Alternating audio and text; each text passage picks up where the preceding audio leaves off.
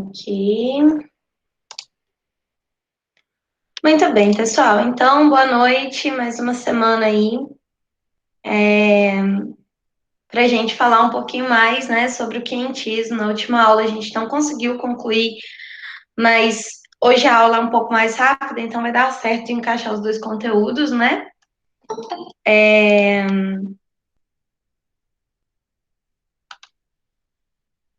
Assim, gente, eu estava até conversando com o Rafael, um amigo meu também aqui do cursinho.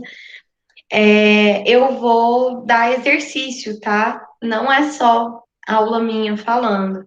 Eu vou dar exercício, vou desenvolver algumas habilidades com vocês, mas como eu disse, nesse começo, eu opto por dar umas aulas mais expositivas, justamente porque o foco dos vestibulares e do Enem, eles são mais nas ideias. Sossega.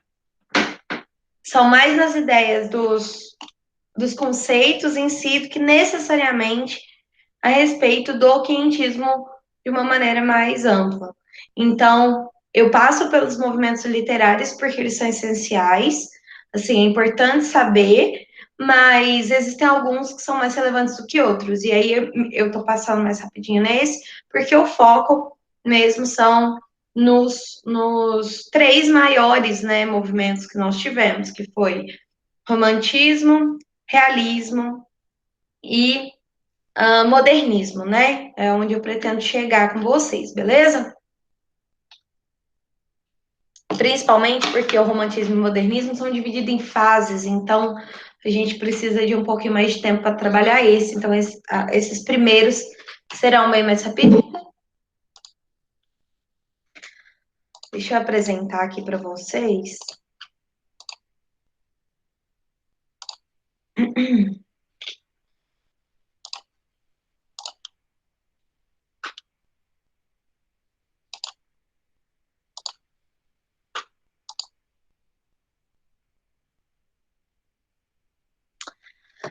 Estão conseguindo ver minha tela? Sim? Dá para ver, sim. Beleza. Bom, pessoal, então na última aula a gente falou um pouco sobre o quientismo, falou sobre a chegada, especificamente a chegada dos europeus aqui no Brasil, né? Falamos sobre os povos nativos que viviam aqui, né, na América. Inclusive, falei do livro, eu acho que eu cheguei a falar do livro, né, do Eduardo Galeano, chama As Veias Abertas da América Latina. É um livro muito potente, um livro muito pesado, mas extremamente necessário. Ele é bem difícil, assim, não é que ele é difícil, né? Ele é difícil de digerir, sabe? Mas é um livro fenomenal para quem gosta de audiolivro. Tem ele no YouTube inteirinho, dá para ouvir por lá.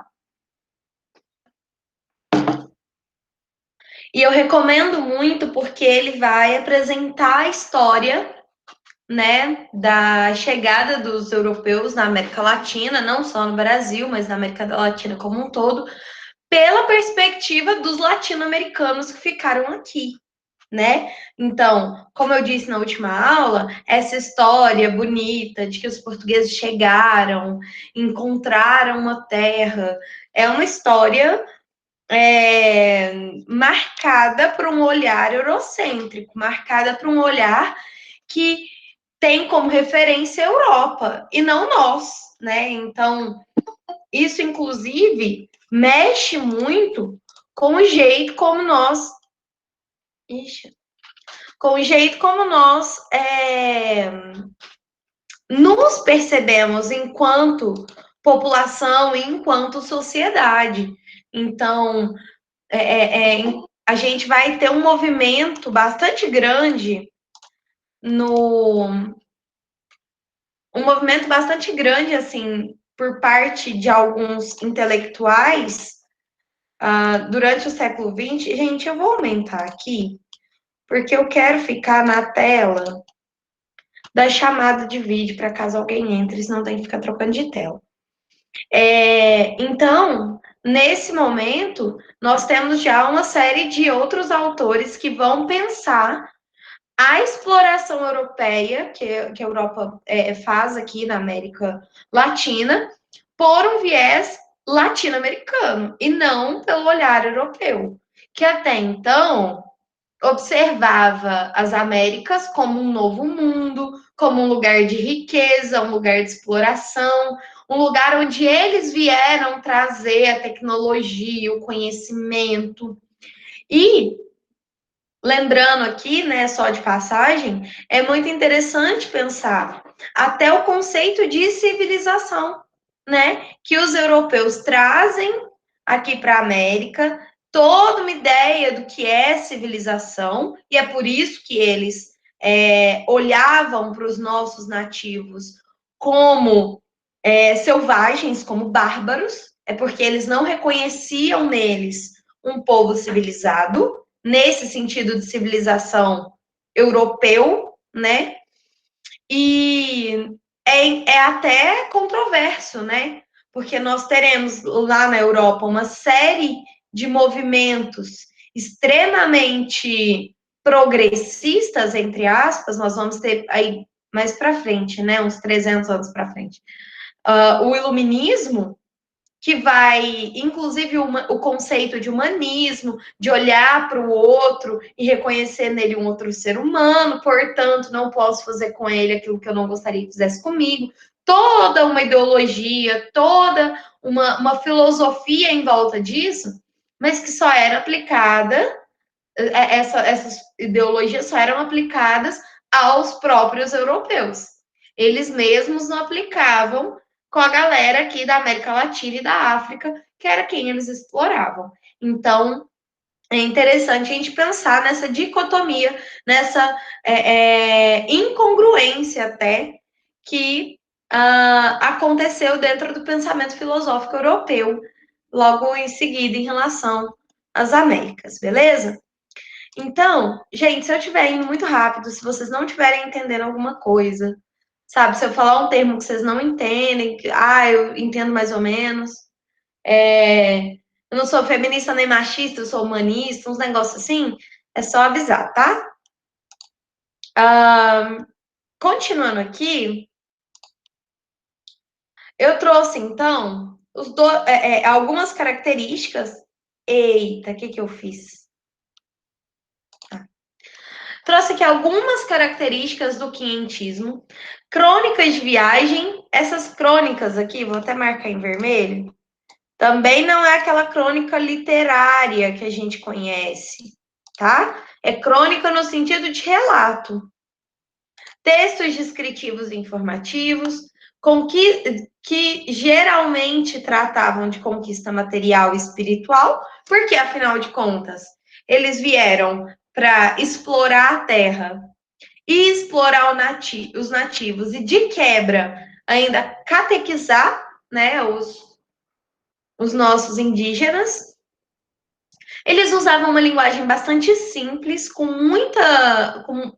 utilizando vários adjetivos, porque justamente eles tinham a intenção de informar e descrever. Se eu preciso informar e descrever, eu vou utilizar uma linguagem mais simples e com adjetivos, né? Que é o que vai caracterizar as coisas que eu estou vendo.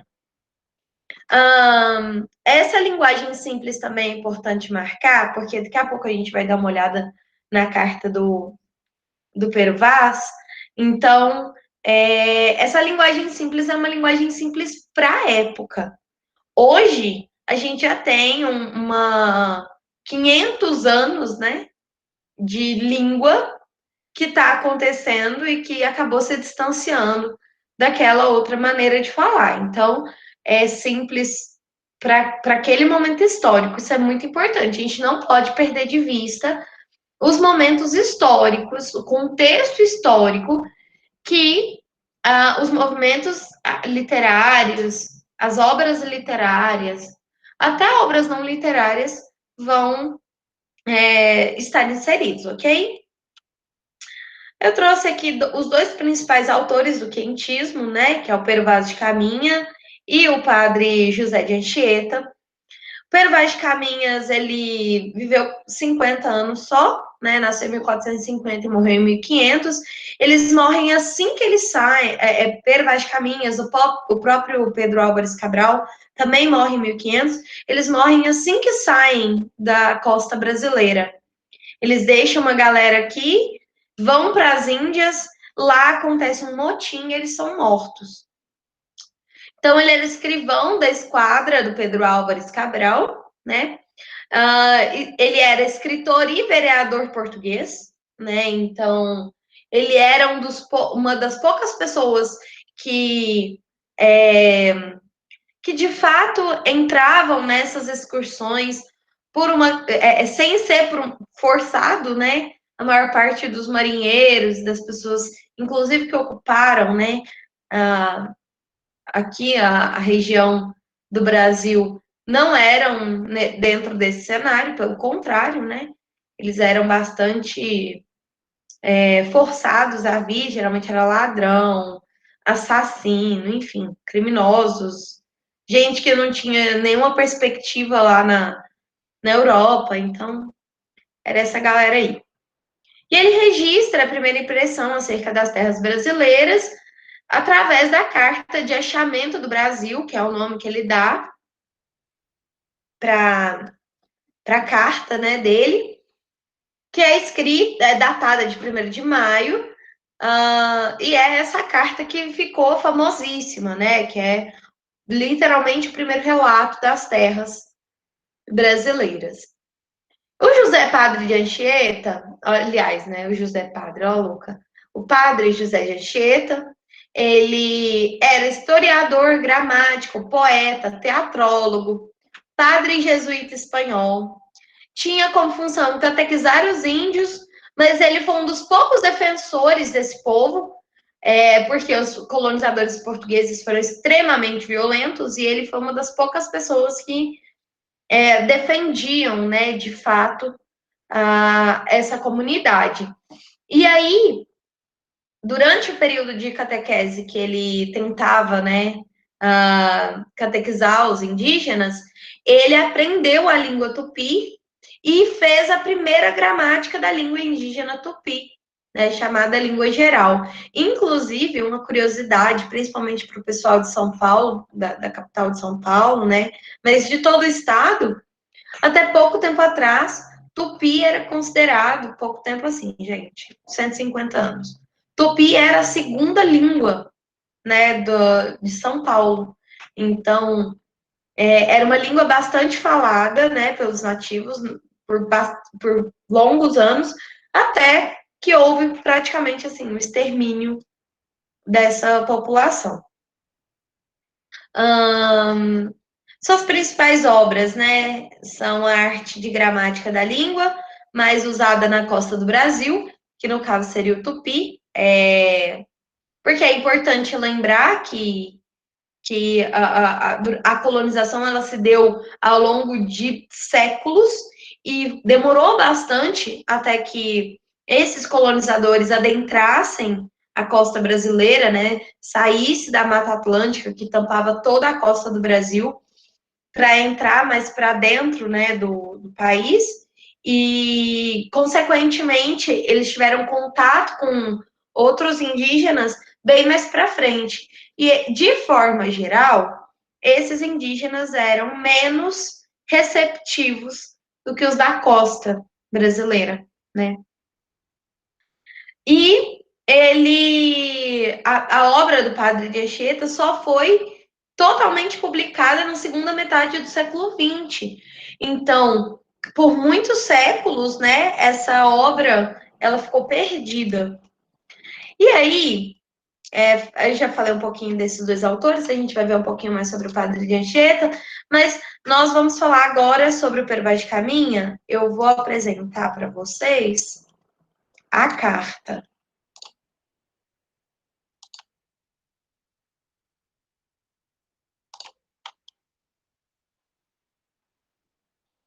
Top. E aí?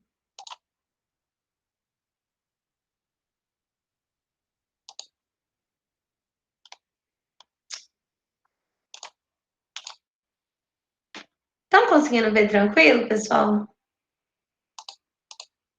Sou cega, não enxergo essas letras. Opa, agora viu. Beleza. Tá tranquilo. Bom, pessoal, essa aqui é a carta do Pero Vaz de Caminha. Ela tem 14 páginas. E aí ele vai começar, né? Ele vai começar falando, né? Posto que o capitão mor desta vossa frota, e assim os outros capitães, escreva a vossa alteza, a nova do achamento desta vossa terra, que ora nessa navegação se achou. Não deixarei também de dar disso, só um detalhe aqui, esse documento, ele está reescrito, entre aspas, com a nossa grafia. A grafia era bem diferente, tá? Mas para facilitar a leitura, eu não vou ler tudo. Vou ter que diminuir um pouco a letra. Eu não vou ler tudo, porque ela é bastante longa, mas eu queria ler um trechinho para vocês, quando ele vai falar sobre os nativos, né? Então, aqui ele está falando que eles chegaram, né, um pouco antes do sol, do sol poente, né? Então, antes de acabar o dia. E aí ele fala: e estando Afonso Lopes, nosso piloto, em um daqueles navios pequenos, por mandado do capitão, por ser homem vivo e destro para isso, meteu-se logo no esquife a sondar, oh Cristo. Meteu-se logo no esquife a sondar o porto dentro, e tomou 2 daqueles homens da terra, mancebos e de bons corpos, que estavam numa almadia. Um deles trazia um arco e 6 ou 7 setas. E na praia andavam muitos com seus arcos e setas. Mas de nada lhes serviram. Trouxe-os logo, já de noite, ao capitão, em cuja nau foram recebidos, com muito prazer e festa. A feição deles é serem pardos, maneira de avermelhados, de bons rostos e bons narizes, bem feitos. Andam nus, sem nenhuma cobertura, nem estimam de cobrir ou de mostrar suas vergonhas, e nisso tem tanta inocência como em mostrar o rosto. Ambos traziam os beiços de baixo furados e metidos neles seus ossos brancos e verdadeiros, de comprimento de uma mão travessa, da grossura de um fuso de algodão, agudos na ponta como um furador. Metem-nos pela parte de dentro do beiço, e a parte que lhes fica entre o beiço e os dentes é feita como roque de xadrez, ali encaixado de tal sorte que não os molesta, nem os estorva para falar, no falar, no comer ou no beber. Os cabelos seus são corredios, e andavam tosquiados, de tosquia alta, mais que de sobrepente, de boa grandura e raspado até por cima das orelhas. E um deles trazia por baixo da solapa, de fonte a fonte para detrás, uma espécie de cabeleira de penas de ave amarelas, que seria do comprimento de um coto, muito basta e muito cerrada, que lhe cobria o toutiço e as orelhas. E andava pegada aos cabelos, pena e pena, com uma confeição branda, como cera, mas não era, de maneira que a cabeleira ficava muito redonda e muito basta, e muito igual, e não fazia míngua, mas lavagem para alavancar. Gente, aí a carta vai embora. Tem um monte de coisa que a gente acha meio confuso, né? Algumas palavras que a gente se perde. O Roque, no caso, é o bispo, né? Do xadrez. É interessante a gente pensar também a descrição desses nativos. Então, ele fala da pele avermelhada, ele fala do jeito como eles atravessavam, né? Um osso pelo lábio inferior. Ele fala até do que hoje a gente conhece, né, como ai, me fugiu o nome, meu Deus, de pena, cocar, né? Ele fala até do cocar que um deles usava. Fala sobre o corte de cabelo e tudo dentro da. É, como que eu posso dizer? Tudo dentro da linguagem que, que esses portugueses conheciam. Então, eles falam tosquiar ao invés de cortado, por exemplo. O cabelo estava cortado. Não, ele fala tosquiado, porque era o jeito como se falava, inclusive em relação a animais. Quando a gente fala, por exemplo, tosquiar uma ovelha, né? Então, ele vai fazer esse relato, principalmente sobre as belezas naturais, mas eu quis trazer o trechinho que ele vai falar, que eles, inclusive, levaram alguns nativos para o navio. Fala que vários deles tinham setas, né, flechas, mas que isso não adiantou de nada. Então, a partir daí, a gente já começa a ter uma ideia do que pode ter sido usado contra esses indígenas. Ele vai falar também a respeito da nudez dos índios, né? Então, ele fala, primeiro que ele se refere aos órgãos, né, as genitais dos indígenas como vergonhas, e ele vai falar, eles não cobrem, eles mostram suas vergonhas, assim como com a mesma inocência com que mostram os rostos. E isso é muito interessante pensar, porque a partir a primeira carta de relato que nós temos a respeito das nossas terras já vem com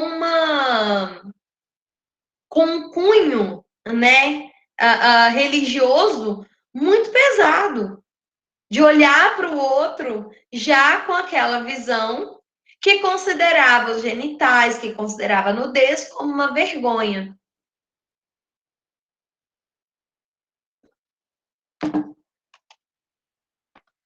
Quero ver se eu acho aqui para vocês também uma última coisa.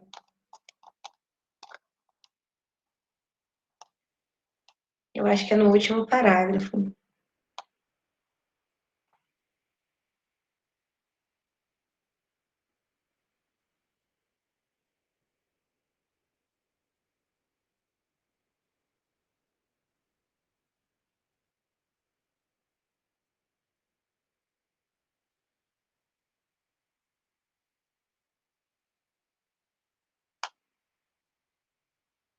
Aqui, ó.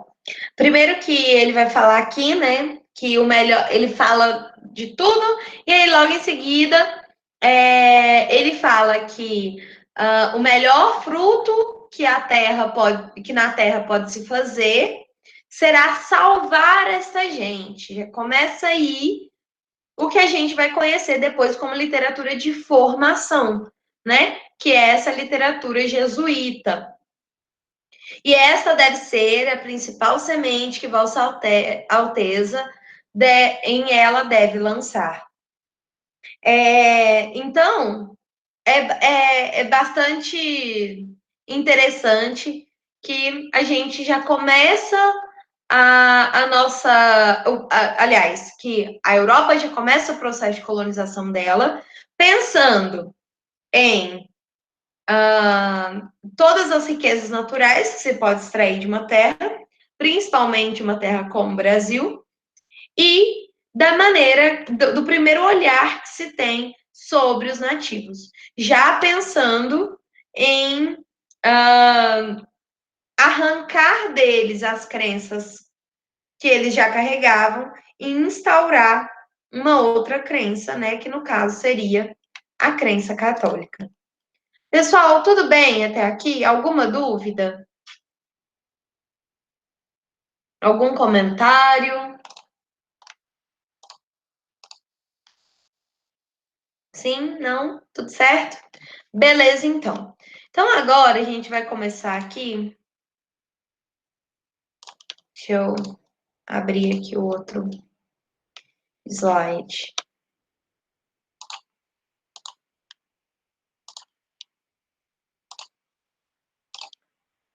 Nós vamos falar agora, então, a respeito do quientismo e a estética da recepção. Lembra que na última aula eu falei que eu não gostava do termo literatura para o quientismo? Justamente porque a literatura ela prevê alguns elementos que não tinha no momento do quientismo. Então, a gente estuda ele dentro da língua portuguesa, estuda ele dentro do que a gente vai chamar de literatura, mas é mais porque a gente não tem muito bem um lugar para colocar esse momento da história brasileira, né? Esse momento de achado das terras que vieram a se tornar o Brasil. Então, eu vou explicar agora um pouco do porquê que eu não gosto do termo quientismo, e não só isso. As explicações que eu vou dar a respeito da estética da recepção é essencial para que a gente compreenda todos os movimentos literários, e aí, de fato, movimentos literários que vão vir no futuro. Por quê? Porque é impossível a gente pensar em qualquer movimento estético, em qualquer movimento artístico, sem considerar o momento histórico em que esse movimento acontece. Isso é muito importante, porque é o momento histórico que vai determinar, né, as demandas, os anseios daquela sociedade, daquela população naqueles momentos. E as demandas e os anseios e, sabe, as necessidades de uma sociedade em 1700 não é a mesma dos anseios, das necessidades de uma sociedade em 1900. E a gente precisa começar a compreender isso melhor para que a gente tenha uma história, uma consciência histórica, social, entender quais são os passos pelos quais a gente passa para chegar naquele momento, beleza?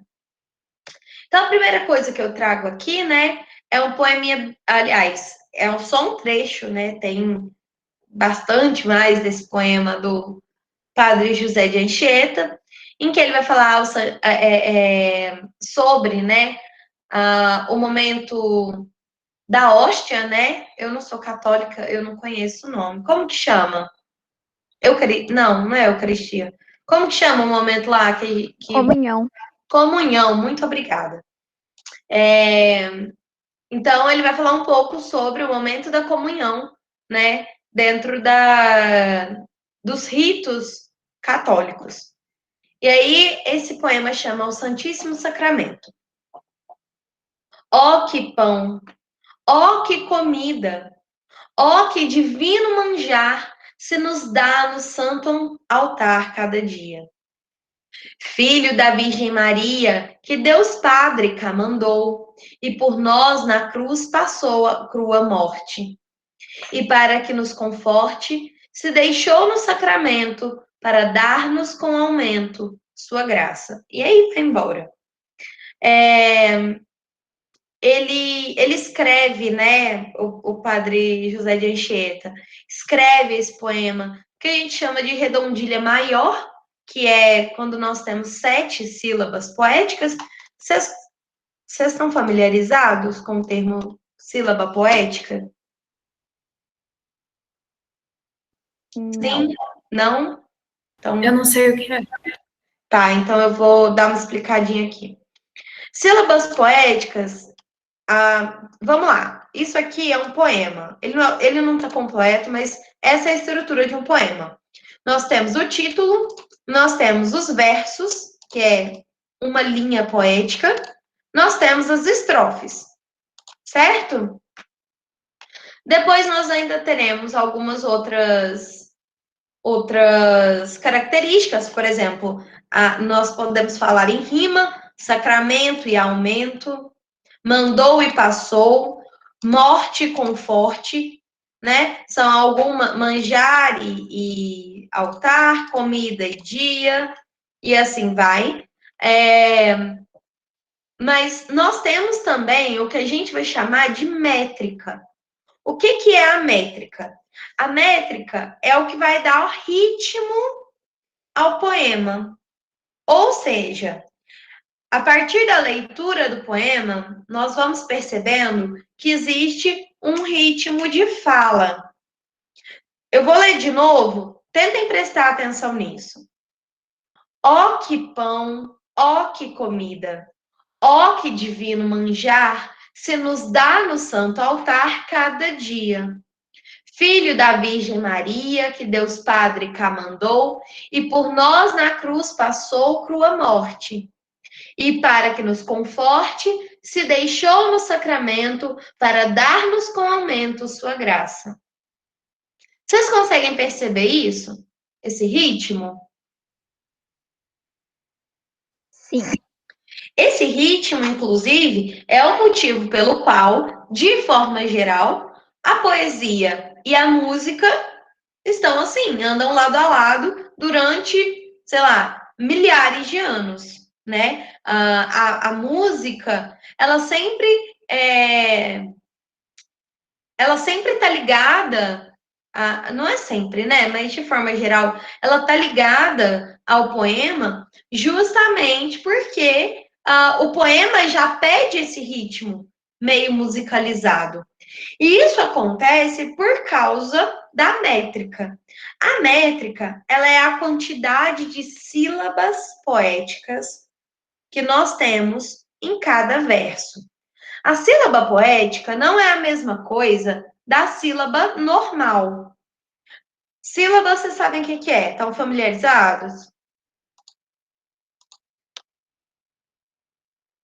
Sim? Sim. Beleza.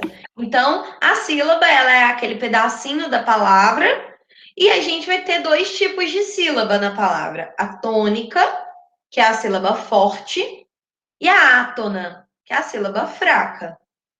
Então, por exemplo, no caso de Sabrina. Sabrina, qual é a sílaba forte? Sabrina.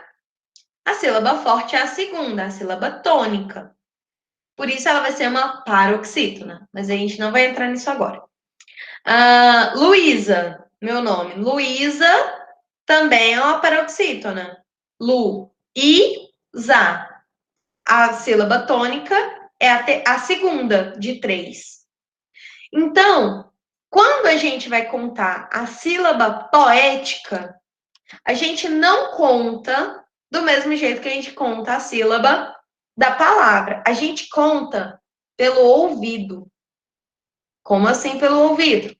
A gente conta a partir das sílabas que nós ouvimos ao falar. Então, olha. Ó, que, pão. Ó, que, comida.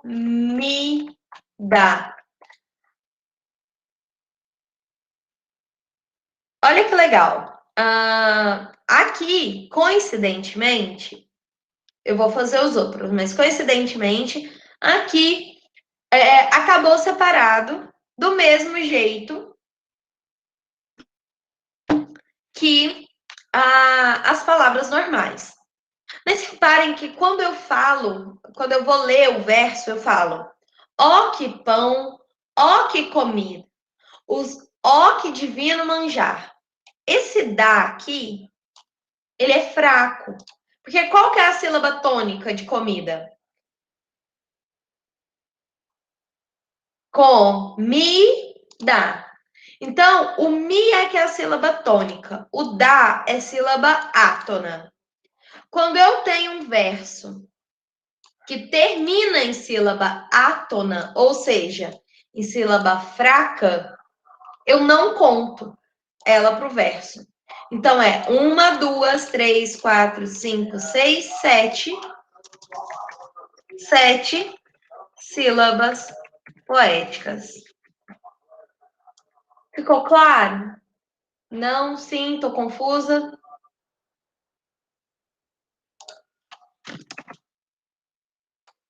Hã? Beleza. Eu vou fazer um que... Ai, pior que ele...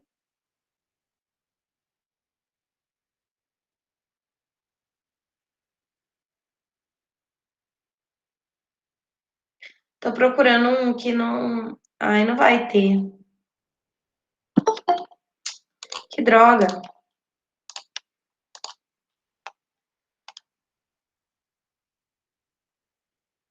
Tá. Vou dar um exemplo aqui, que não tem nada a ver com o texto, mas só para exemplificar a outra situação de sílaba poética, porque provavelmente porque aqui, como deu certo da gente separar as sílabas nas sílabas normais das palavras, isso pode confundir. Ó,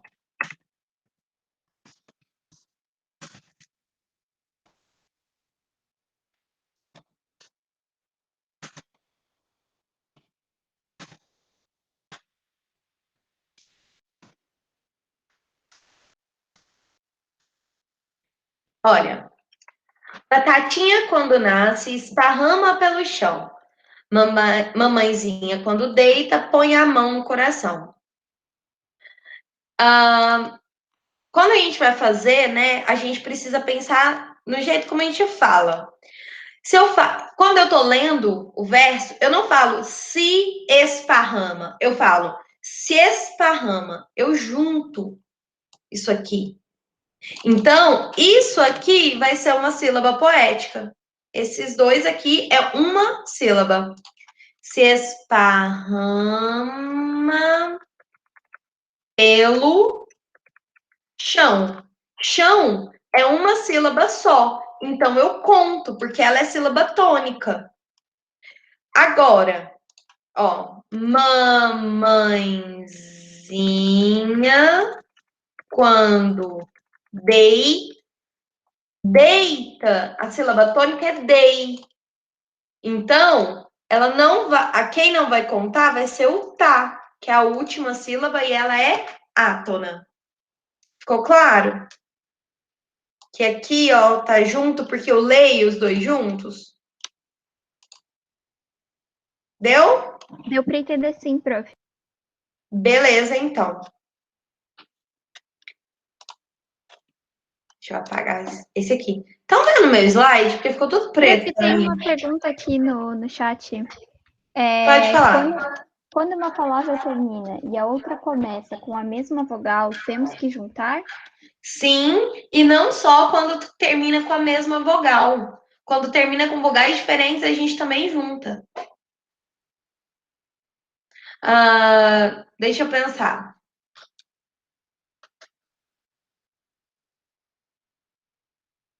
Ó, vamos lá.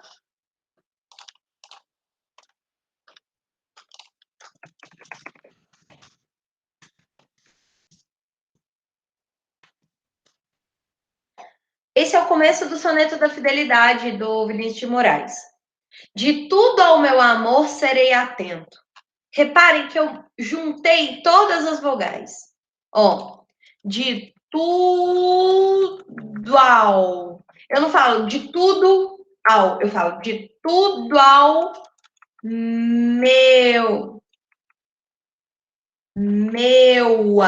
meu amor, serei atento, ó. Serei atento. Então, gente, são. Ah, não.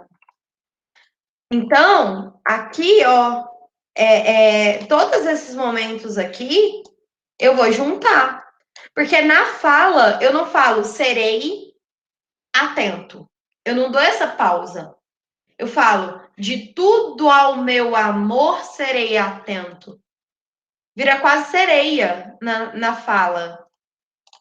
Eu não falo meu amor, eu falo meu amor, meu amor. Conseguem perceber isso? Sim? Não? Sim. Beleza. Então, a gente sempre junta na sílaba poética, ok? Então, voltando aqui, o padre José de Anchieta escrevia em redondilha maior, porque ele escrevia com 7 sílabas poéticas. Se a gente depois for contar, todas vão ter 7 sílabas. Eu não vou parar muito aqui, porque a gente perdeu um tempinho, e eu ainda preciso explicar a estética da recepção para vocês. Então,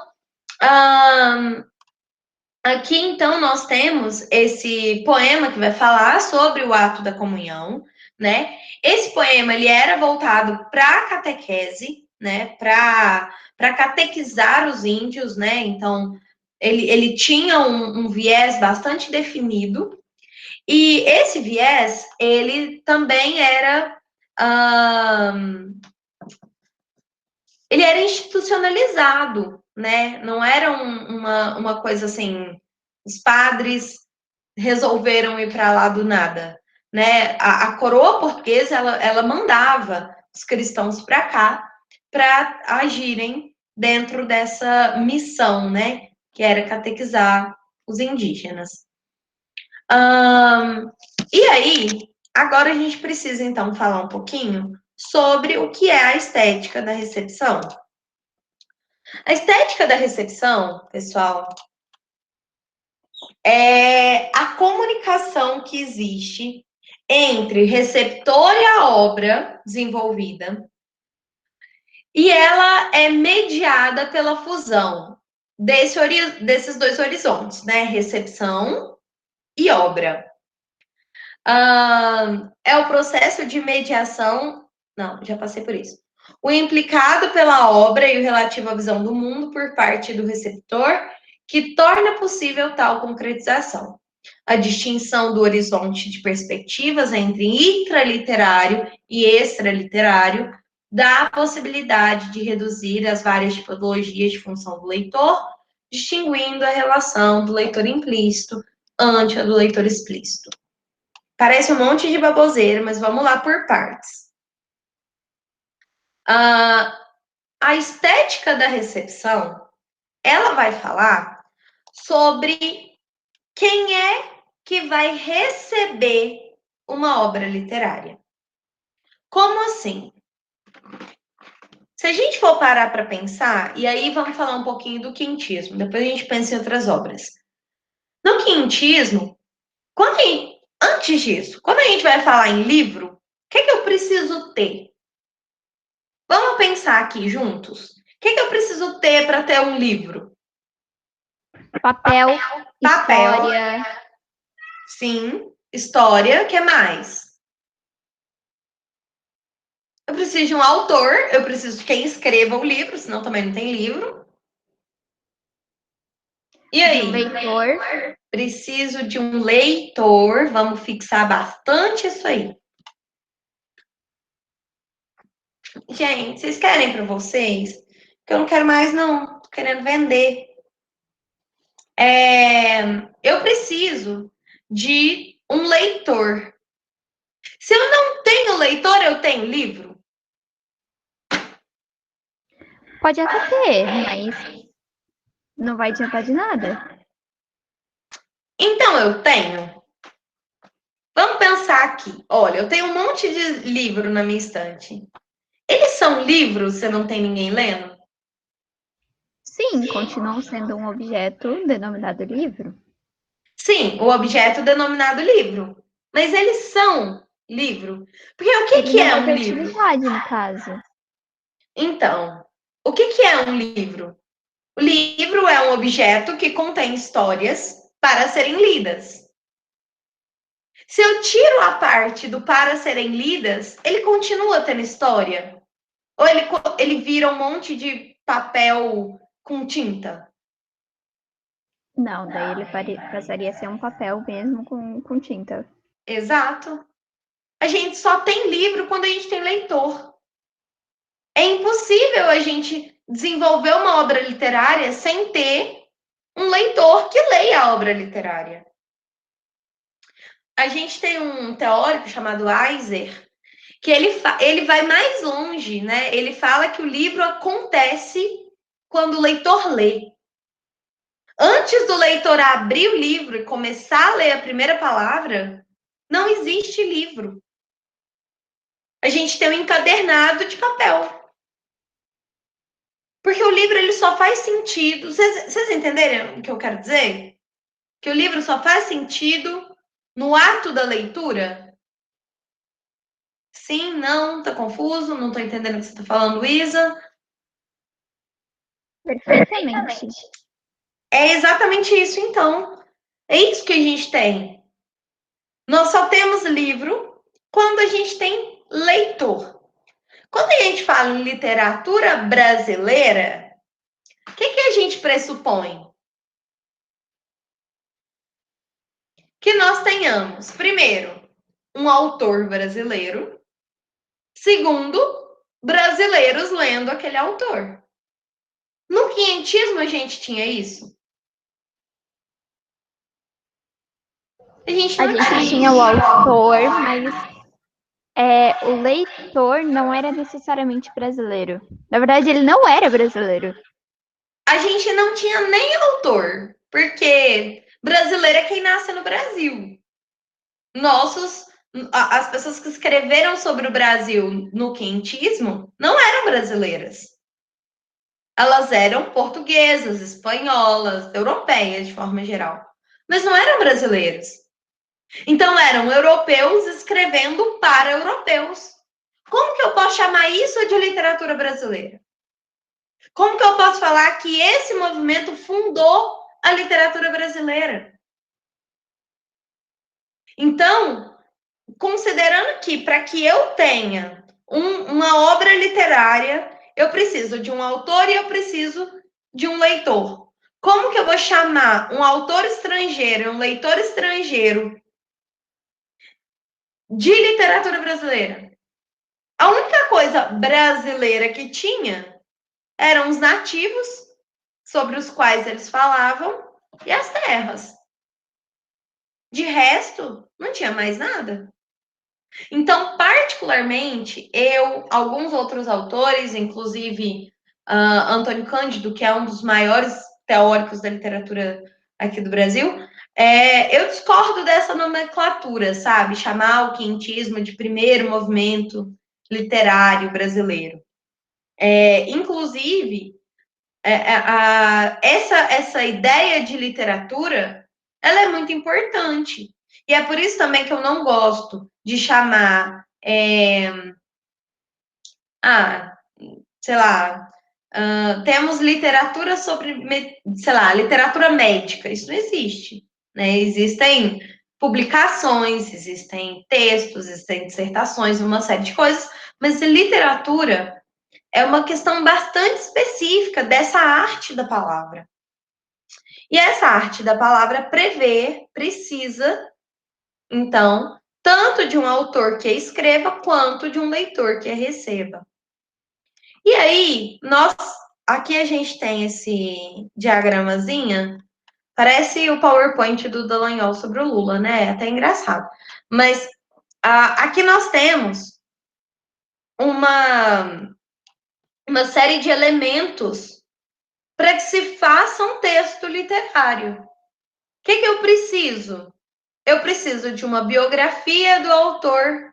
Como assim uma biografia do autor? Um contexto de vida desse autor que vai escrever. Eu preciso do inconsciente desse autor. Mais para frente a gente vai discutir isso aqui um pouquinho mais. Inclusive, essa é a minha área de pesquisa, então eu preciso até dar uma controlada para a gente não focar muito nisso. Mas aí a gente vai falar um pouco. Eu preciso da escrita, porque também não adianta eu ter um possível autor e um inconsciente sem ter o texto concretizado, né, a escrita concretizada. Eu preciso de um contexto histórico, afinal de contas, o contexto histórico, ele é essencial para qualquer ato que nós chamemos de arte, essencial. Sem ele, é impossível que a gente consiga desenvolver qualquer produção artística, porque a produção artística ela vai falar do autor, do leitor e vai falar do contexto histórico. Então ele é essencial. Nós precisamos do leitor. Sem isso, né? É impossível que o texto, de maneira geral, se concretize. Porque o texto só é texto se tem alguém para ler. No caso do quinhentismo, nós não tínhamos brasileiros lendo e nós não tínhamos brasileiros escrevendo, né? Então, isso é muito importante para a gente entender quem é que produziu naquele momento.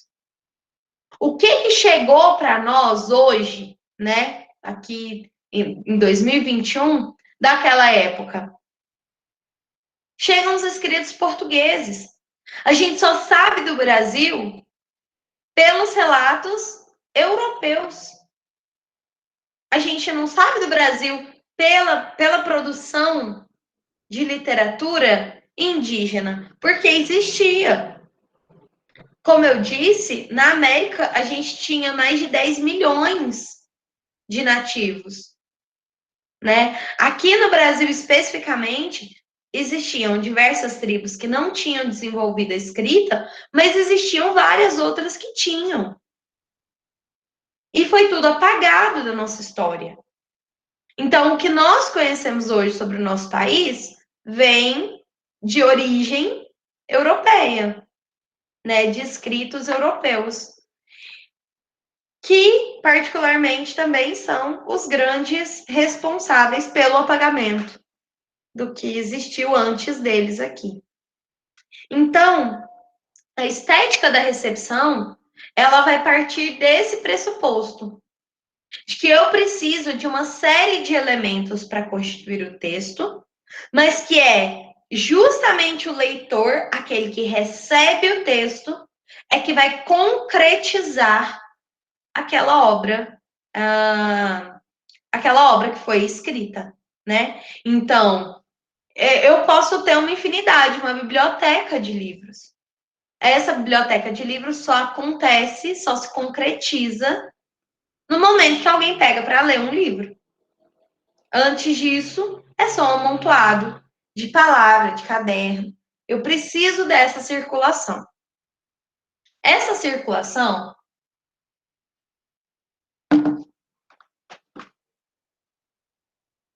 já passou por uma série de momentos, digamos assim. Porque nós tínhamos, antigamente, uma taxa altíssima de analfabetos. Então, a recepção do texto antes do século XIX era uma recepção bastante específica.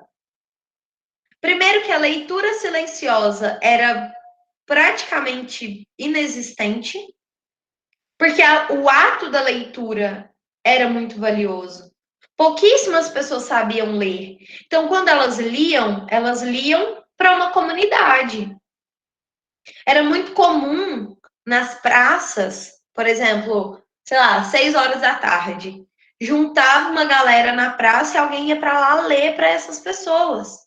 Então, ali a recepção, ela vai ser uma recepção oral.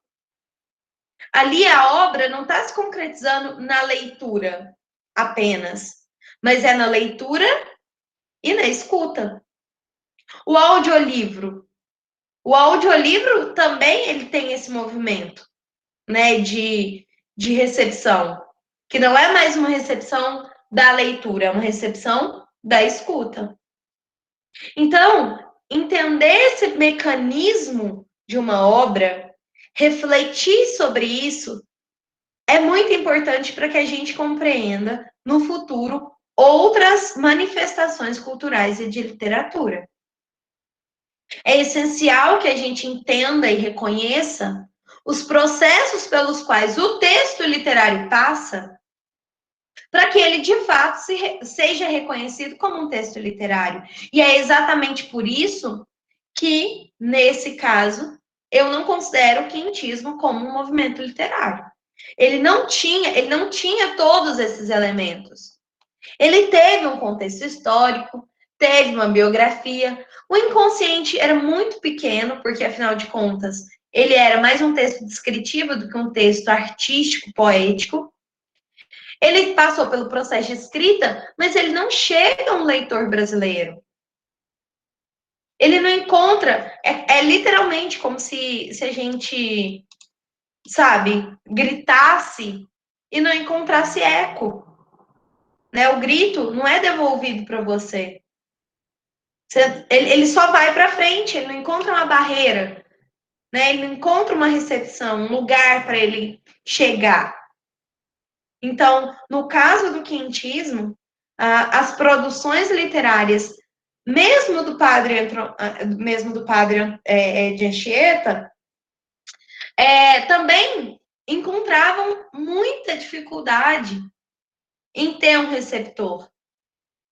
Porque os indígenas brasileiros, pouquíssimos tinham, né, como que eu posso dizer? Essa habilidade de entender e de se abrir para aquilo que estava sendo lido ou contado para eles naquele momento. Então é muito importante que a gente entenda isso, né? Não existia recepção de textos no Brasil durante o período do quintismo. Então, não podemos chamá-lo de um movimento literário. Isso ficou claro, pessoal? Alguma dúvida? Alguma dúvida? Tudo certo. Beleza, então. Pessoal, é o seguinte, eu vou encerrar nossa aula por hoje. Como eu disse, né? Eu queria que o quentismo fosse uma aula mais rápida, uma aula mais assim, né? Para a gente continuar, para a gente chegar finalmente nos textos mais relevantes da nossa literatura, ok? Eu não vou passar uma atividade específica sobre o quentismo agora, porque eu vou deixar para passar as atividades do quentismo junto com as de arcadismo, tá bom? Que é a próxima escola literária que nós temos aqui no Brasil, tá bom? Então eu vou passar quentismo e arcadismo juntos. Não pretendo me demorar muito com o arcadismo também, tá bom? Então, provavelmente vai ser só uma aula, e aí eu já passo as atividades desses dois